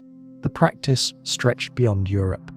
In Japan, samurai clans exchanged or captured noble women to cement peace after battles. In Africa, dynasties traded daughters in victory and defeat alike. Across cultures, across continents, the pattern echoed. Women of noble blood were the glue of empires, pressed into unions regardless of desire. The battlefield was simply the prelude. You imagine the wedding of a captive bride, the hall decorated hastily, the groom beaming with victory, the bride pale and silent. Guests feast not for love, but for conquest. Songs are sung of glory, while the bride's heart beats like a prisoner's drum. Behind every toast there's an echo of screams from the battlefield that delivered her here. Her children grow up heirs of two worlds. To some, they are symbols of unity. To others, symbols of betrayal. Their bloodlines carry the fault lines of conquest itself. The captive bride becomes mother of both peace and resentment, her legacy woven into dynasties that owe their existence to her coerced womb. And so, as you leave the smoky battlefield behind, you realize that wars didn't end when swords were sheathed. They continued in halls and chambers, in vows forced upon trembling lips, in cradles rocked by women who never chose their husbands. Captive brides after conquest were not merely spoils. They were bridges, prisons, and reminders that war's cruelties didn't end with treaties. In the quiet after the march, you hear once more the rustle of veils, the heavy clink of chains. For every victory a bride was taken, for every conquered land a woman was bound. And in that silence, you understand, the wars of men were written not only in blood on fields, but in vows whispered through tears at altars lit by conquest. The throne room smells of wax and iron. Courtiers shuffle nervously, their whispers fluttering against the stone walls because the king is gone, dead, absent, or too young, and all eyes turn toward his widow or his mother. She rises from the carved chair, veiled in black, her crown heavy but her footing uncertain. You realize in this moment that queens could rule, yes, but even as regents, their power was rarely their own. They were expected to hold the throne in trust, to keep it warm until a son or a new husband claimed it. Queens became both regents and pawns, caught between command and captivity. Regency often fell upon queens when heirs were children. Think of Blanche of Castile, who ruled France for her young son Louis IX in the 13th century. She governed armies, signed treaties, and quelled rebellious barons. Chroniclers praised her strength, but always with the caveat that her rule was temporary, a placeholder for the king's adulthood. Even as she wielded power, she lived under constant suspicion. Was she truly serving her son or herself? You picture the courtiers bowing low, their faces smiling, their eyes calculating. Some regents turned suspicion into strength. Isabella of France, married to the hapless Edward II of England, eventually seized power outright, ruling with her lover Roger Mortimer. For a brief moment she was queen in more than name, but her reign ended in scandal and rebellion. The lesson was clear. Queens could act boldly, but the world never forgave them for it. Their power was tolerated only if invisible, quiet, and framed as service to a male heir. Even when not ruling as regents, queens were reshuffled as pawns after widowhood. A widowed queen was still valuable breeding stock. Families and popes arranged remarriages, sometimes against the woman's will. Margaret of France, widow of Edward I of England, was offered to a series of princes after his death, as if her grief were simply an interlude before her next political use. To mourn was a luxury, to remarry was duty. Widows with young children faced particular peril. Rivals sought to control both mother and heir, knowing that whoever guarded the queen mother effectively controlled the kingdom. Queens were kidnapped, sequestered, or forced into marriages with ambitious nobles. Imagine losing a husband only to find yourself surrounded by suitors who see not your face, but your crown's proximity.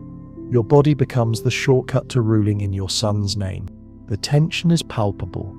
A queen regent must prove both her loyalty to her child and her submissiveness to the nobility. Too strong, and she's branded ambitious. Too weak, and she's discarded. Letters from regents show their desperation, pleading for allies, defending every choice. The ink trembles with fear, because a single mistake could bring accusations of treason. Even the church weighed heavily on them. Bishops reminded queens that women ruling was unnatural, citing Eve and the fall.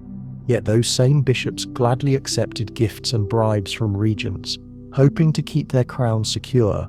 Piety was demanded, but politics was expected. Queens prayed in chapels while secretly arranging marriages, taxes and military campaigns. Their rosaries clicked like weapons. Sometimes queens succeeded brilliantly. Eleanor of Aquitaine, once Queen of France and later Queen of England, maneuvered her sons into power and influenced European politics for decades. Her regency in Aquitaine showed how a woman could govern with authority equal to any duke, but even Eleanor was imprisoned for years by her husband Henry II. When he grew suspicious of her ambitions, power was always conditional, always dangerous. Other times, queens became pawns in international games. After a king's death, foreign rulers demanded widowed queens as brides, using marriage to seize influence over kingdoms. The queen could find herself remarried to her late husband's rival, her loyalty questioned from both sides. You stand in her shoes for a moment, every banquet a test, every smile a potential accusation of betrayal. Children complicated everything. Queens fought fiercely to protect their sons' rights, but guardianship often slipped from their grasp. Regents, like Catherine de' Medici, ruled in France only because her sons were minors, yet her every move was scrutinized as manipulation. Mothers who guided their sons were accused of domination. Mothers who stepped aside were called negligent. There was no winning. Even successful regents lived in fear of coups. Castles could turn hostile overnight. Loyal nobles could defect. Armies could be bought. Queens often kept their children close, sleeping in the same chambers, not from affection alone, but from terror of abduction. Imagine lying awake at night, one arm around your son, the other clutching a dagger beneath the pillow.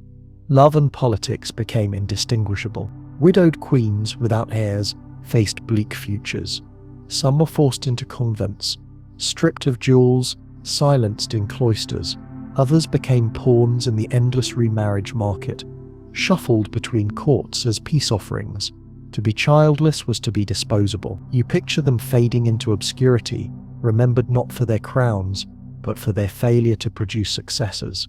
And yet, the image of queens as pawns misses their cunning. Many learned to play the game, using widowhood or regency to amass patronage, forge alliances, and enrich their households. They knew their precariousness, so they moved carefully, striking deals in whispers, weaving nets of loyalty that sometimes kept them afloat. They were pawns who dreamed of queendom, even if only in shadow. The symbolic weight of queens was immense. They embodied continuity in times of crisis, a bridge between dead kings and young heirs. Their veils and crowns reassured trembling subjects that the dynasty endured, but beneath the pageantry, their bodies remained contested ground, their choices constrained by councils, popes, and families.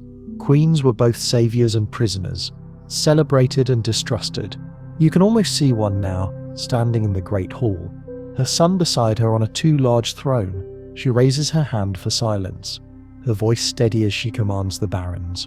For a heartbeat, she is sovereign. Yet in the back of the hall, you notice the whispers how long until she is replaced, remarried, or reduced to dust in a convent cell.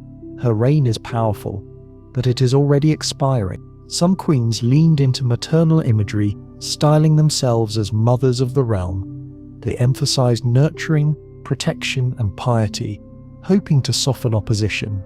Others ruled with iron, hiring mercenaries, crushing rebels, and showing that a widow could wield the sword as well as any knight. But no matter their style, the judgment was the same. Their rule was tolerated only until a man was ready to replace them. So when you stand in that throne room, listening to the Queen's voice echo off stone, remember both sides of the story. She is regent, holding kingdoms together in fragile hands. She is pawn maneuvered by forces that never trust her. Her crown gleams, but her chains clink softly beneath it. And in the flicker of torchlight, you understand. Queens as regents were both pillars and prisoners, symbols of power and its fragility.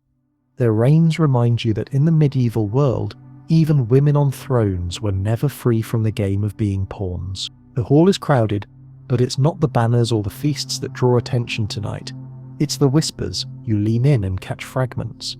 She's barren. She's not faithful. Her child looks nothing like him. In courts where marriages held kingdoms together, Rumour was sharper than any sword. A noblewoman's reputation could be destroyed, not by battle but by words. Her honour pierced by gossip passed from servant to knight, from knight to courtier, until the whole realm buzzed. Sexual rumour became a political weapon, and queens, princesses and brides were the targets most often struck. Think of it. Armies were expensive, treaties fragile, but a well-placed accusation could unravel both. Question a queen's fidelity and suddenly her children's legitimacy wavered. If her heirs were bastards, then the throne had no foundation. A dynasty could collapse overnight. You can almost hear the scratching of quills, pamphlets penned in taverns, spreading innuendo as easily as wildfire. Eleanor of Aquitaine knew this sting. While married to Louis VII, rumour spread that she was too free with her affections, that she laughed too loudly, that she entertained too many men at her court. None of it proved, yet whispers fed resentment, giving Louis excuses to dissolve their union. Later, when she married Henry II of England, the gossip followed her. A queen could win battles, birth heirs, and govern lands, but she could not silence tongues. Rumours also worked as propaganda. Enemies accused queens of adultery to weaken kings. When Philip IV of France sought to crush the Knights Templar, he simultaneously accused his daughters-in-law of adultery, locking them in towers. The scandal gave him leverage, discrediting their marriages and tightening his grip on succession. Gossip wasn't idle, it was calculated policy, and it wasn't only queens. Lesser noblewomen suffered too. A baroness rumoured to have a lover could lose her dowry rights, her children disinherited, brothers might seize her estates, declaring her tainted. Even if untrue, the stain clung. In a world without DNA tests, reputation was truth. A whisper became a verdict. A verdict became a sentence. The cruelty of it was that women could never defend themselves adequately. To deny too loudly was to draw suspicion. To remain silent was to confirm guilt. You picture a queen in her chamber, hearing laughter through the doors, knowing it's about her. Every move, her walk, her smile, her absence became fuel for gossip. She was damned if she did, damned if she didn't. The irony is that kings often flaunted mistresses without consequence. Their infidelity was expected, even celebrated. For queens, the standard was impossible. Absolute fidelity, absolute purity, absolute discretion. One rumour could undo decades of loyalty. Gender was the sharp edge of this blade. Men sinned freely. Women bled for whispers. Sometimes the stakes were catastrophic. Anne Boleyn fell to rumour's knife. Accused of adultery with multiple men, including her own brother, she was executed in 1536. Historians still debate the charges, but most agree they were manufactured to free Henry VIII for another marriage. Gossip, elevated to trial, killed a queen and changed a church. You shudder at the thought. Words sharpened into swords, silence shattered into death. Rumour also functioned as psychological warfare. Rival courts deliberately spread scandal to unsettle queens.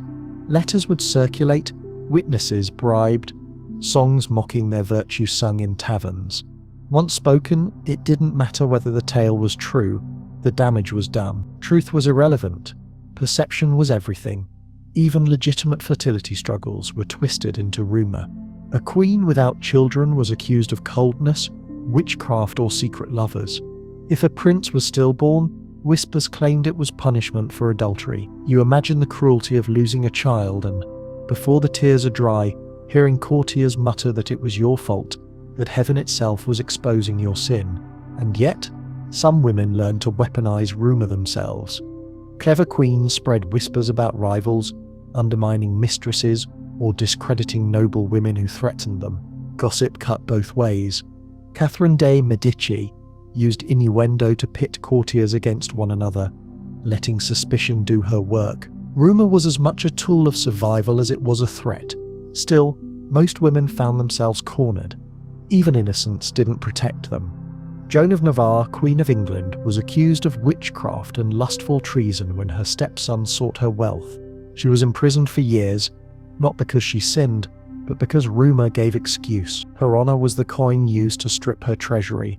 The performative rituals of queenship made it worse. Every movement, every banquet, every procession was public. Courtiers read meaning into glances, into the seating of tables, into who escorted whom through doors. A misplaced smile could ignite scandal. Living under such scrutiny was like walking across glass barefoot.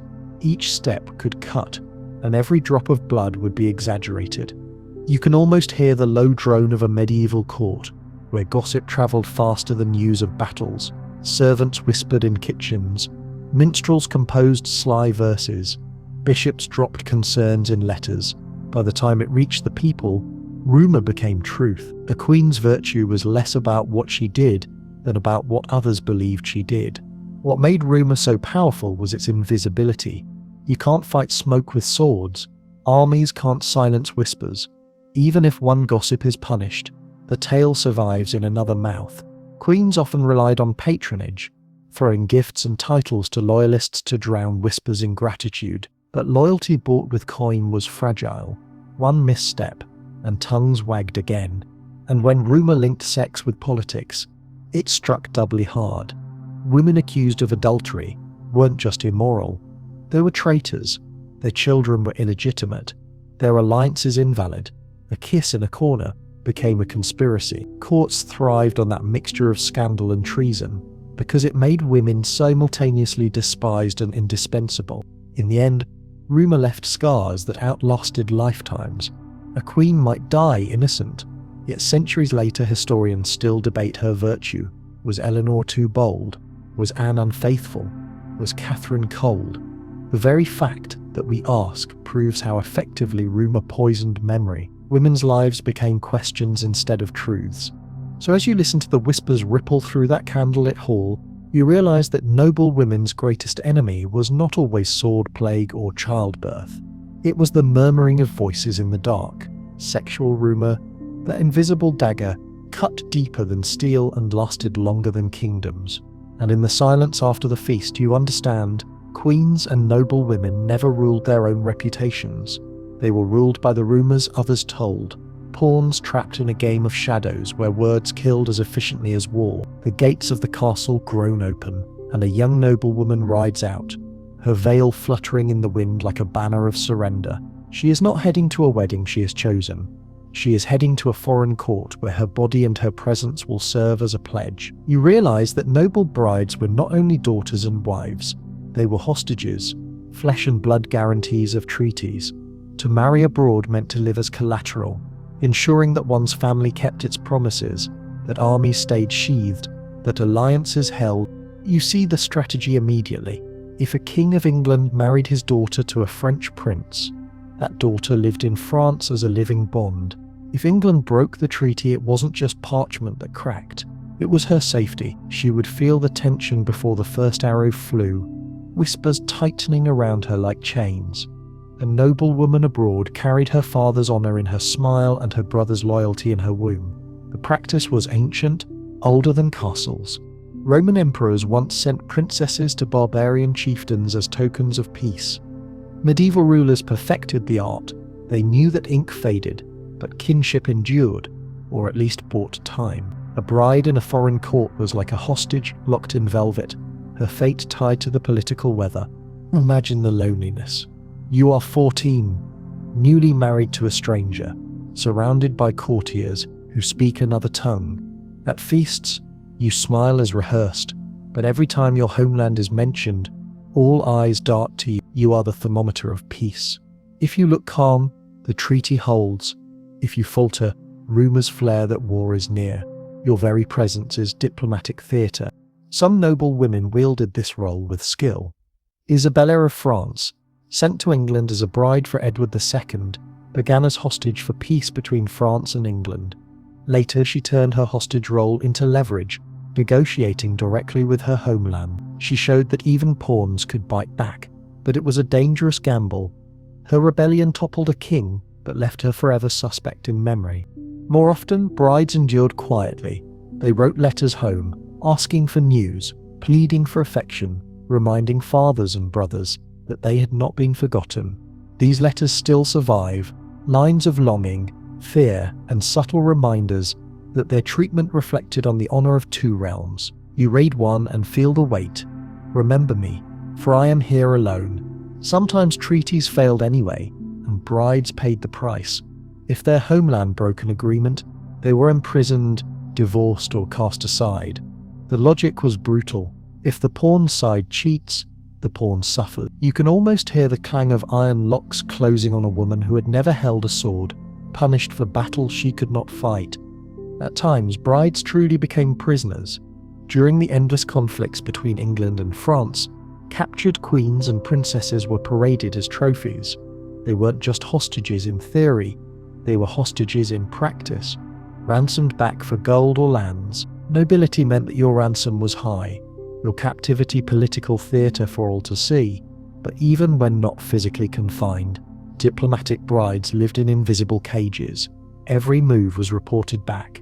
Their households were filled with spies, ladies-in-waiting loyal not to them but to their husbands, tutors who reported every letter they sent. Privacy evaporated. Their diaries, if they kept them, were confessions whispered in code. And yet, paradoxically, some found influence in this role. As intermediaries, they were natural messengers between realms. A bride could plead for peace, soften insults, or carry proposals home. Some even acted as unofficial ambassadors, trusted precisely because they straddled two loyalties. Their words could prevent battles, though they always risked accusations of betrayal. Children complicated everything further. A bride hostage who bore sons created living stakes in the treaty. Her children belonged to her husband's realm, yet carried her blood. If war broke out, she faced the impossible choice: loyalty to her homeland or protection of her children. Chroniclers hint at tears shed in chapels, queens begging both sides for mercy, knowing they could never satisfy both. And when betrayal came, the judgment was swift. Noblewomen abroad were accused of spying for their natal families, or of disloyalty to their marital homes. They lived balanced on a blade, always one whisper from disgrace. You picture the queen at a banquet, smiling as she lifts her goblet, aware that every laugh may be weighed as evidence of treason. Sometimes, though, the hostage bride became a bridge. Dynasties fused through them. The union of Catherine de' Medici with Henry II of France brought Italian influence into French politics. Though scorned at first as a foreigner, she later ruled as regent, shaping an entire era, from pawn to power broker, yet always shadowed by suspicion of where her true loyalties lay. Others were less fortunate. Anne of Bohemia, married to Richard II of England, was ridiculed for bringing little dowry. She struggled to win affection in a hostile court. Though her marriage was relatively peaceful, her role was still hostage-like. She existed to keep ties between England and the Holy Roman Empire steady. Her early death left Richard politically exposed, proving how fragile alliances built on women's bodies could be. Even in widowhood, hostage brides remained trapped. Returning home was rare. More often they were remarried within the foreign realm or confined in convents. Their usefulness extended only as long as treaties did.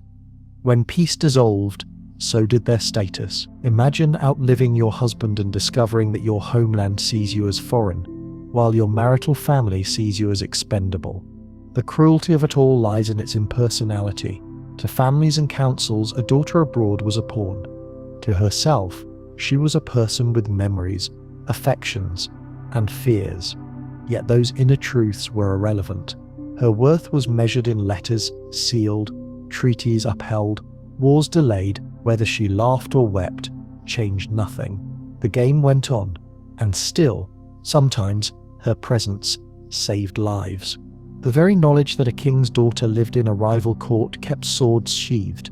Thousands of peasants survived winters because a princess smiled dutifully at a foreign table. For all the suffering, her sacrifice was not meaningless. Peace, fragile, temporary but real, rested on her veiled shoulders. So when you watch her ride through the castle gates, remember this: she is not simply a bride, she is collateral, an oath embodied, a treaty in human form. Every step of her horse's hooves beats out the rhythm of diplomacy, and every beat reminds you that peace in medieval Europe was written not only on parchment, but in the lives of women sent away as diplomatic hostages. And in that realization, You hear the silence behind the bells, the hush of daughters traded, the whispers of treaties held together by their exile. Noblewomen became bridges, pawns, and prisoners. Yet their endurance was the glue that held kingdoms from collapsing into endless war. The black veil is heavy, and the incense in the chapel clings to your throat. The husband is gone, lowered into stone vault or earthen mound, and already whispers rise like smoke. Who will she marry now? In the medieval world, noble widows were not left in peace to grieve. They became commodities once again, recycled into the marriage market, their bodies and dowries reshuffled like cards in a deck. Widowhood was not an end, but a pause before the next political arrangement. You see it clearly in the way lords circle. A young widow with land is irresistible. Suitors step forward, not to comfort, but to claim. If she controls estates, marrying her means acquiring armies, castles, and revenues. Widows were less guarded than maidens. No virginity to prove, no youth to shield, but they carried wealth and connections. That made them prime target. Some remarriages happened with ruthless speed.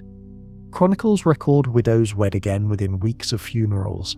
The quicker the marriage, the quicker the land remained secure. Imagine standing at your husband's grave one day, and the next being told which suitor will replace him in your bed. Grief became luxury, politics demanded haste. Royal widows fared no better.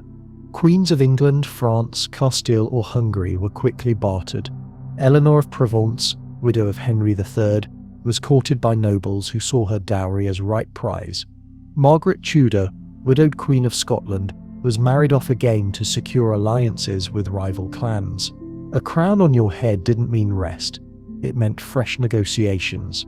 For some widows, remarriage was forced. Families pressured them, councils decreed, or kings commanded. Refusal was dangerous. A woman resisting remarriage might see her lands confiscated. You picture a widow clinging to her late husband's ring, only to have her brothers remind her that estates must not lie idle. Her grief was irrelevant, compared to taxes and troops.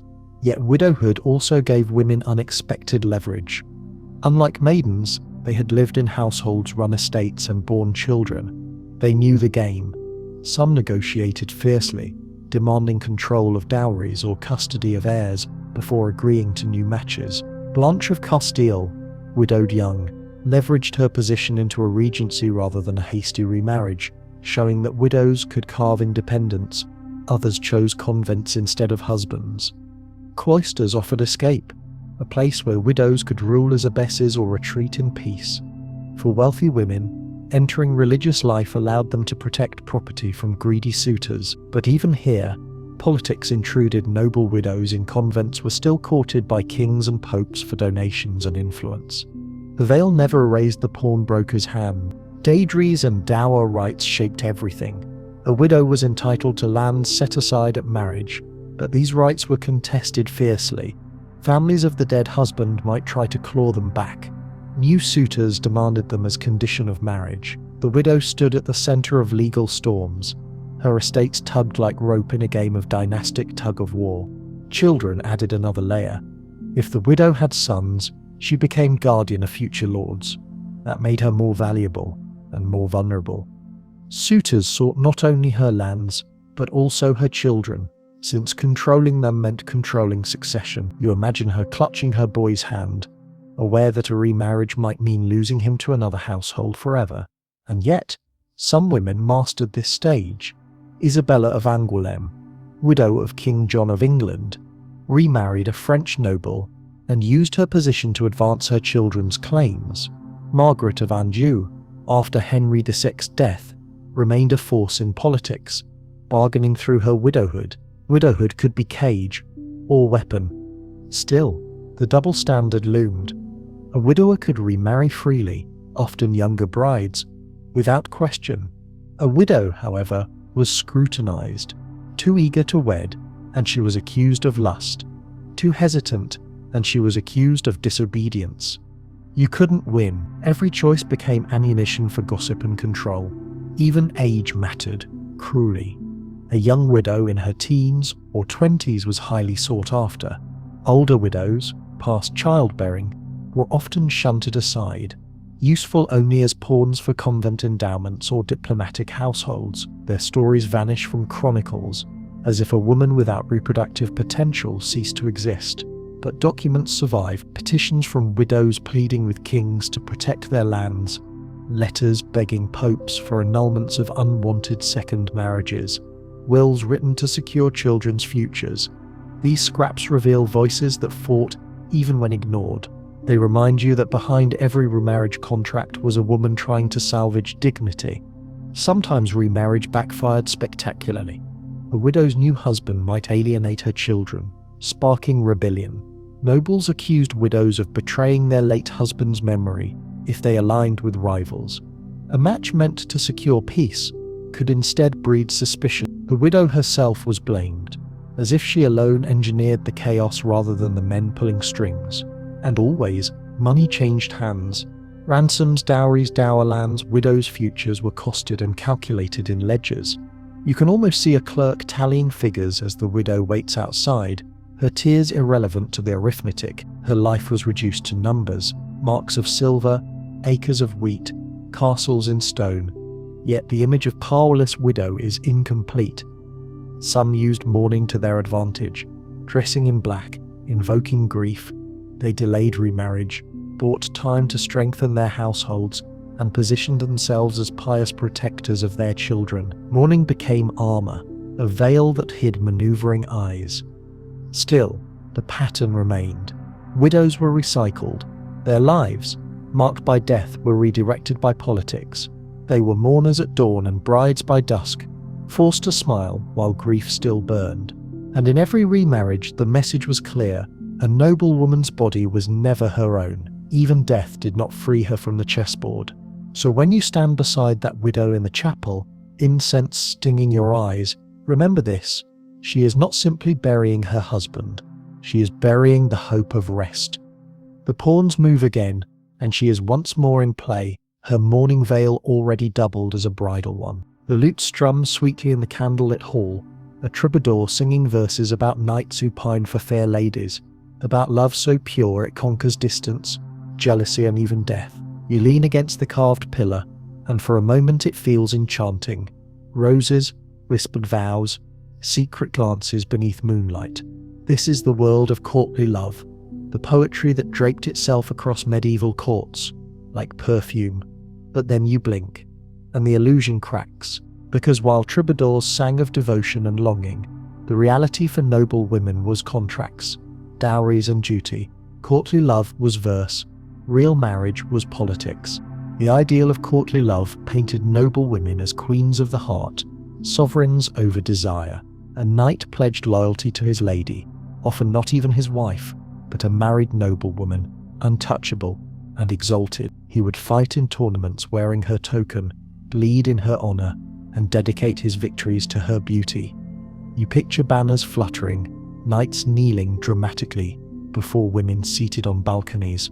The rhetoric was worship, but also fantasy. In truth, most of these women had little control over their fates. The same lady praised in song was often locked in a marriage arranged before she was old enough to choose. Her knight's verses about her beauty didn't change the fact that her dowry was the real prize her husband bargained for. Courtly love, for all its passion, remained a theatrical mask, covering dynastic strategy. Still, the poetry mattered. It created a cultural image of women as inspirational, worthy of honor. In an age where noble brides were treated as pawns, troubadours insisted they were muses. A contradiction? Absolutely, but one that echoed across centuries. You can almost hear a noble woman's sigh as she listens to a song praising her soul, knowing full well her husband married her for her vineyards. Sometimes courtly love slid dangerously close to scandal. Queens like Eleanor of Aquitaine and Marie of Champagne sponsored troubadours, surrounding themselves with verses about forbidden longing. But rumour often followed. If knights praised ladies too ardently, whispers of adultery swirled. The same songs that flattered women also exposed them to suspicion. To be adored publicly was to be accused privately. And yet courtly love gave women a subtle kind of weapon. Flirtation, tokens, and secret favours became ways to gather influence. A lady might offer her handkerchief to a knight in exchange for loyalty to her husband's faction. She could turn admiration into leverage. It was risky, but in courts where power depended on networks, even a sigh or a smile could be political currency. But reality always intruded.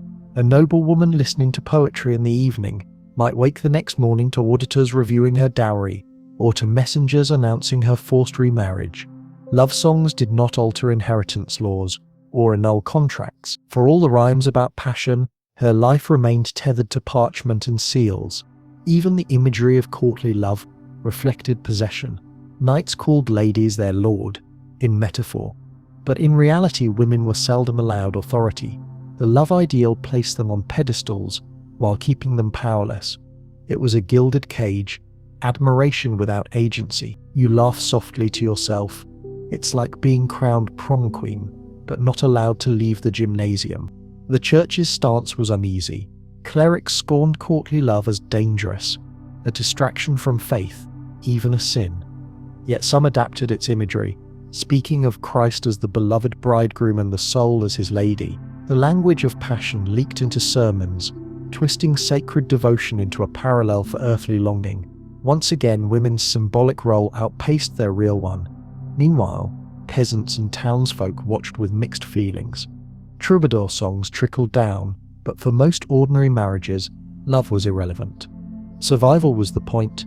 A ploughman's daughter married who could feed her, a widow remarried who could protect her. Courtly love was a luxury of castles, entertainment rather than truth. It must have felt surreal to sing of roses when the village field stank of manure, and yet you can't deny the endurance of the myth. Even today, when we picture medieval romance, it is knights and ladies, not dowries and treaties. Courtly love, despite its hollowness, reshaped imagination. It planted the idea that marriage could contain affection, that love and duty might someday coexist. Perhaps that hope, even if fragile, mattered more than the reality. For noblewomen, however, the contradiction was daily: to be praised in song but silenced in council, to be adored as muse but ignored as decision-maker. Imagine the bitterness. Hearing a troubadour proclaim your virtue while your husband negotiates your daughter's marriage without even glancing at you. Applause in the hall, invisibility in the chamber. Still, some women leaned into the role. They played the part of the distant muse, commanding respect in performance, if not in policy. A sidelong glance here, a whispered compliment there, and suddenly they had knights wrapped in loyalty. They were pawns. Yes, but pawns that occasionally moved diagonally when no one expected. The irony is rich. The same society that chained women to dynastic marriages also adored them in poetry as symbols of freedom and longing. Courtly love was a fantasy built atop captivity. Its verses soared precisely because reality was so grim. You suspect that knights sang louder about devotion because they knew deep down that devotion was seldom part of noble marriages. At times the gap grew unbearable. Adulterous affairs sometimes bloomed under the guise of courtly love. Some ended in scandal, exile, or execution. The poetry blurred lines between imagination and reality, and women paid the price when lines were crossed. To inspire a song was flattering, to inspire suspicion was deadly. And yet, perhaps the songs gave women fleeting dignity. Even if their lives were governed by contracts, at least for an evening they could be the heroine of verse. Perhaps that glimpse of agency, however fictional, eased the weight of being traded like livestock. You can almost see a young noblewoman closing her eyes as a minstrel sings, imagining herself loved truly, if only in rhyme. So when you leave the hall and the lute falls silent, remember both layers. Courtly love was silk draped over chains, perfume masking smoke. Noble women lived a contrast every day, adored in verse, ignored in law. The gap between love and reality was wide, but within it shimmered the possibility, just faint enough that one day love might matter. And in that shimmering illusion, you glimpse why the songs endured. They promised what the world denied. They gave women crowns of roses when politics gave them chains of iron. Courtly love was never true, but it was beautiful, and sometimes beauty, even false, was enough to keep hope alive in the cold stone halls of power. The banquet hall still smells of roasted venison and spilled wine, yet the laughter has died. Messengers have arrived at dawn with news. The alliance is broken. A marriage once toasted as salvation is now declared void, its vows dissolved like wax in fire. You sit among nobles shifting uneasily on their benches, and you realize that betrayals and annulled alliances were as common as toasts themselves. Marriages meant to secure peace could just as easily spark new wars when promises were abandoned. Picture it. A princess sent abroad, veiled and tearful, her family proclaiming everlasting friendship with her new husband's kin. Yet a year later, treaties sour, lands promised and not delivered, dowries unpaid, heirs not conceived. Suddenly, accusations fly. You see this clearly in the endless cycles of Anglo-French marriages. Daughters of kings cross the channel again and again. Isabella, Margaret, Catherine, each time presented as balm to conflict. Yet how many wars ended? More often, annulments and betrayals left Europe bloodier. The 100 Years' War was littered with broken promises, each failure a reminder that marriage could bind, but also betray. Annulments were the weapon of convenience. When a dynasty found itself tied to the wrong ally, lawyers unearthed distant consanguinity or murmured about non-consummation. A bishop's decree could erase a queen overnight. Imagine waking in your marital bed, only to learn that your vows are being debated in council chambers, as though they were trade agreements. To love or not was irrelevant. To benefit politically was everything. Betrayal came in subtler forms too. Sometimes a queen's homeland failed to deliver military aid, promised in her marriage contract. The groom's family would accuse her of treachery, as though she were responsible for an army's absence. She became scapegoat for geopolitical maneuvers beyond her control. You imagine her clutching her child, hearing shouts that she had betrayed her adopted kingdom, though her only sin was powerlessness. Occasionally, queens themselves became accused conspirators. Rumors of secret letters sent back home fueled charges of espionage. A queen writing to her father might intend only affection, yet courtiers whispered that she plotted betrayal.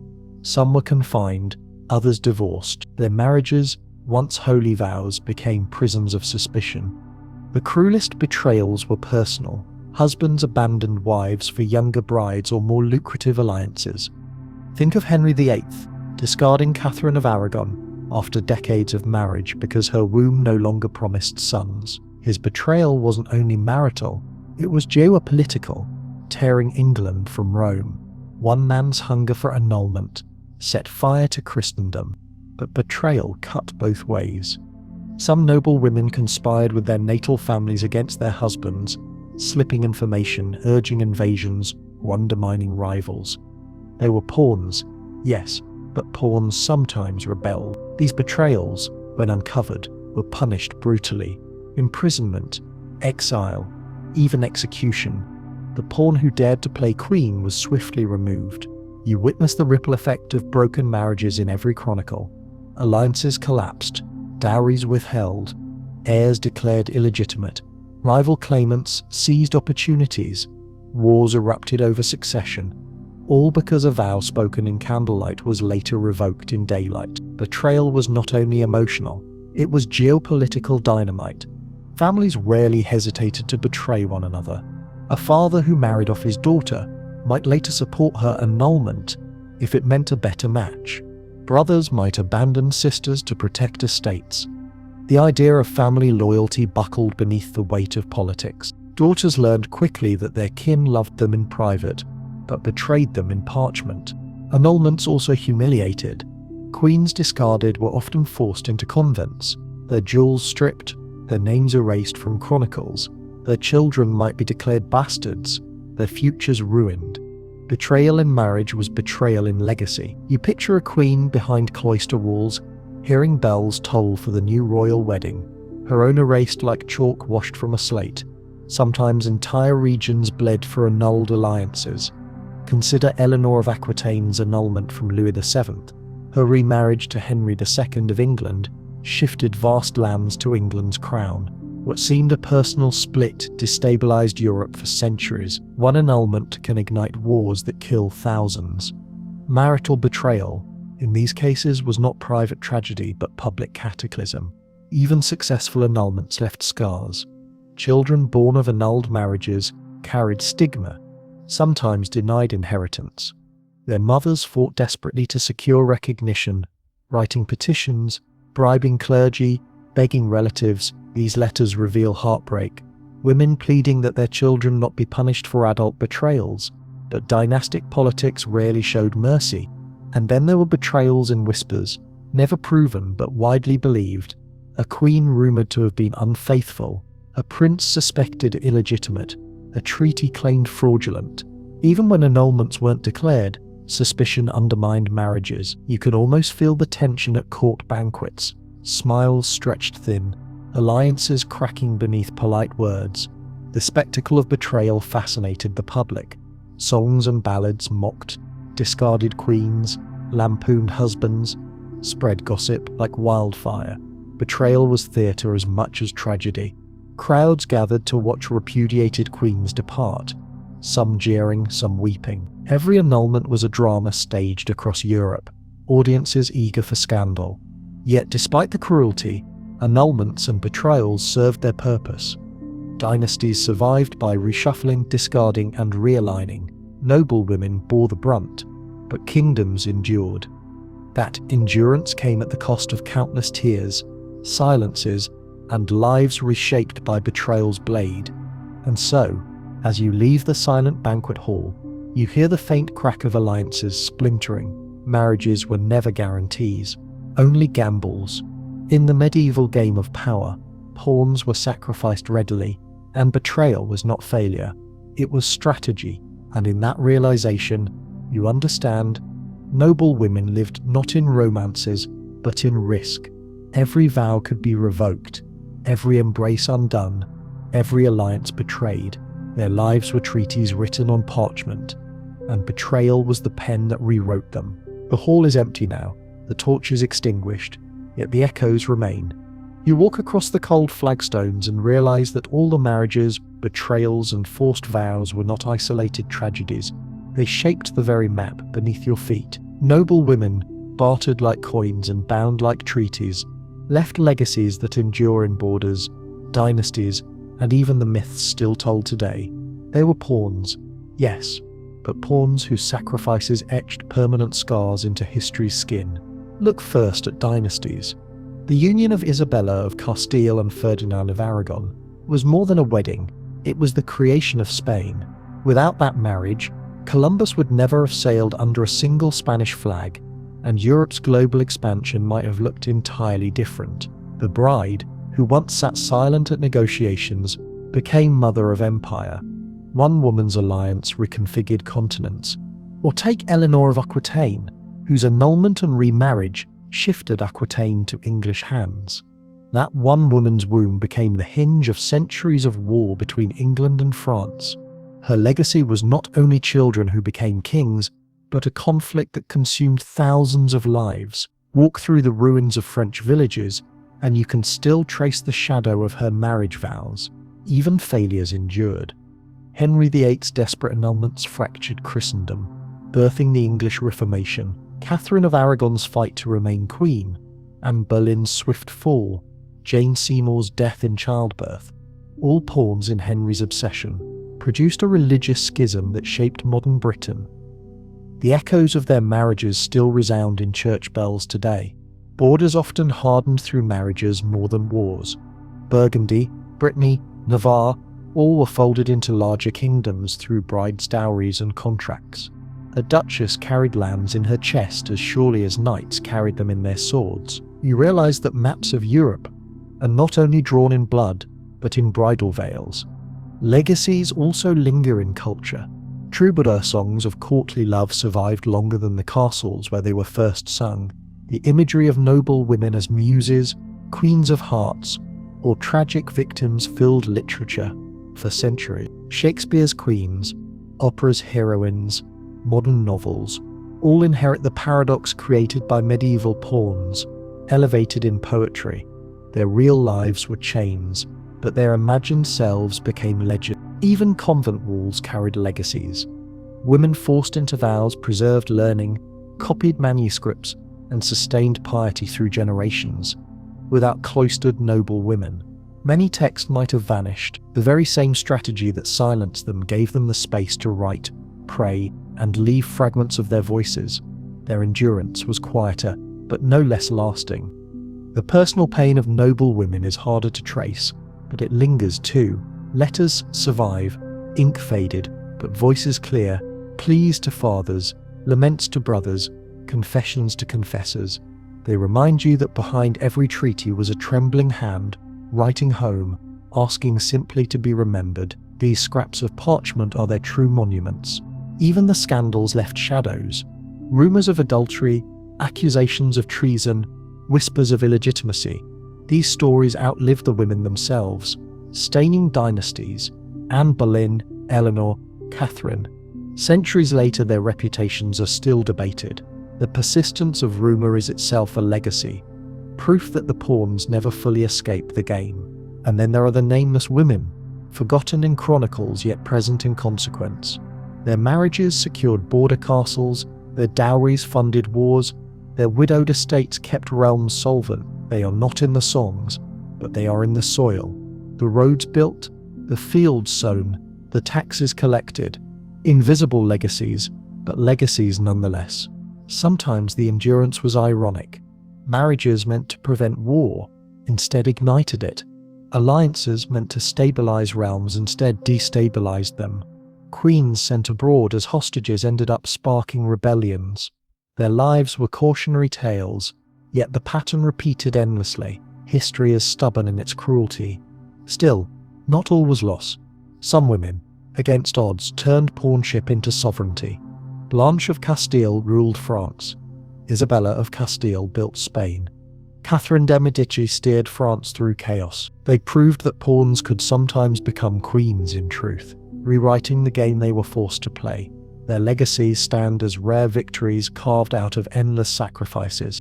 You glance at the map of Europe in your mind and realize how much of it is feminine.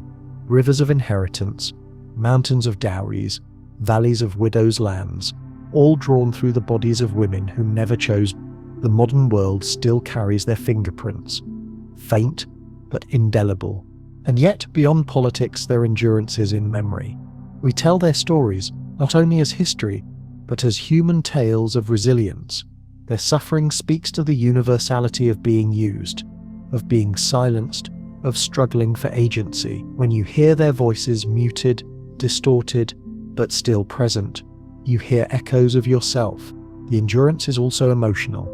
Courtly love may have been fantasy, but it planted a seed, the idea that love and marriage could belong together. That seed eventually grew, centuries later, into expectations of companionship, romance, and choice. The myth outlasted the pawnship. Noble women who inspired songs left behind not only sorrow but hope. And so you leave the empty hall, footsteps echoing. The pawns are gone, but their moves remain. Borders, dynasties, churches, even myths still carry their weight. They endured not because they chose, but because history carved them into permanence. They were pawns, but pawns that changed the board forever. And in the hush of the chamber, you understand the legacy of noble women as pawns in bed and war is not only chains and tears. It is maps, dynasties, songs, and futures shaped by their silence. Their endurance is the quiet heartbeat beneath the roar of history. Steady, stubborn, unbroken. Now the fire burns low, the echoes soften, and your breathing slows with the story's fading rhythm. The halls, once loud with treaties and whispers, are empty now. The queens, the brides, the captives, the widows, they drift into silence, their veils dissolving into mist. You can almost hear their footsteps receding down corridors of time, growing lighter, gentler, until they are only memory. Let your mind drift too. The candles gutter out one by one, leaving only the faint glow of embers. The chessboard of history has been cleared. The pawns set aside. All that remains is quiet. The steady hush of centuries passing like waves on stone. Their struggles, their endurance, their legacies have been told. You need not hold the weight of them now. Instead, breathe deeply. In through your nose, out through your mouth, slow as the tolling of a far-off bell. Imagine the veils and crowns dissolving into stars above a dark, endless sky. Each star a life once bartered. Each light a reminder that even pawns glowed with humanity. Their brightness endures softly, without demand, guiding you into rest. The story ends not with war, nor with treaties, but with calm.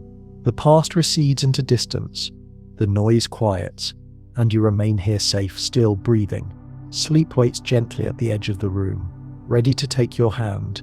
So close your eyes, let the pawns rest, let the legacies lie, and let yourself drift into the same silence that history gives them. Soft, endless, peaceful, sweet dreams.